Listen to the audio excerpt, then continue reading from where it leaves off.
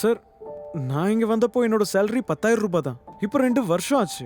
வந்த 6 மாசத்துல 14,500 ஆக்கி தரேன்னு சொன்னீங்கல்ல. ஆனா நீங்க இன்க்ரீஸ் பண்ணவே இல்லை. ஆனா இப்போ 2 வருஷம் ஆகியும் 1000 ரூபான்னு சொல்றீங்க. சார் உங்களுக்கு ஒன்று தெரியுமா, இங்க வாழ்றதுக்கு எவ்வளோ காசு தேவைப்படும் தெரியும்ல. அப்புறம் இந்த பிஎஃப் கட்டிங் இதெல்லாம் போய் என்ன வரும்னு உங்களுக்கே தெரியும்.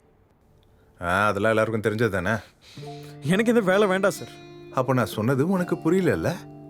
எனக்கு புரியல, புரிய போறதும் இல்லை சார். நான் இன்ஜினியருக்கு எதுக்கு படிச்சேன்னு எனக்கே புரியல. காசு கொடுக்காத கம்பெனிக்காக நான் எதுக்காக வேலை பார்க்க? Reputation. Just hell with reputation. அப்படியா?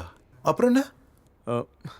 சார் முன்னாடி சொன்னால அந்த வயரிங் ஜாப், அதுக்கு போனாலே எனக்கு 1000 ரூபாய் கிடைக்கும். அப்புறம் இந்த கல்யாணம் பொண்ணு வர்றதை பத்தி எனக்கு எந்த கவலையும் இல்லை. நான் பாத்துக்கிறேன். நீ தெரிஞ்சதுதான் பேசிக்கிட்டு இருக்கியா? இல்ல சார், நான் உண்மையை தான் பேசிட்டு இருக்கேன். சேலரி இன்னைக்கு ஏறும் நாளைக்கு ஏறும்னு சொல்லி கடன் கொடுத்தவன் மாதிரி நான் கேட்டுட்டு இருக்கேன். சார் உங்களுக்கு ஒன்று தெரியுமா, நான் என்னோட ஃபேமிலியை விட்டு தூரமா இங்க வந்து கஷ்டப்பட்டுட்டு இருக்கேன். இதுல இந்த டென்ஷனும் ப்ரெஷரும் வேற. நான் எனக்கு தெரிஞ்ச இந்த வயரிங் வேலையை பாத்துக்கிறேன் சார். அதுல இந்த டென்ஷனும் ப்ரெஷரும் இல்லை. அப்புறம் என்ன விரும்புற ஒரு பொண்ணு இருக்கா, அவளும் என்ன விரும்புறா. ஸோ எந்த வேலையும் பிரச்சனை இல்லை. நான் அவளை தான் கல்யாணம் பண்ணிக்க போறேன். இங்க பாரு, உன்னோட வாழ்க்கைய பேஸ் பண்ணிக்கிட்டு இருக்க. நான் 2 வருஷம் வேலை செஞ்சேன்ல, அதுவே போதும். எனக்கு கண்டிப்பா வேற வேலை கிடைக்கும்.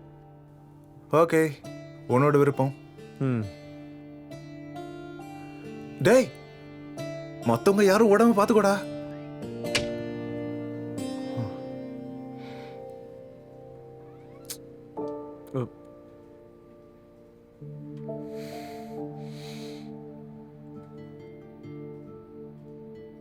என்னாச்சுடா?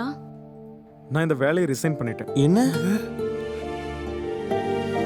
டேய், என்னடா ஆச்சு?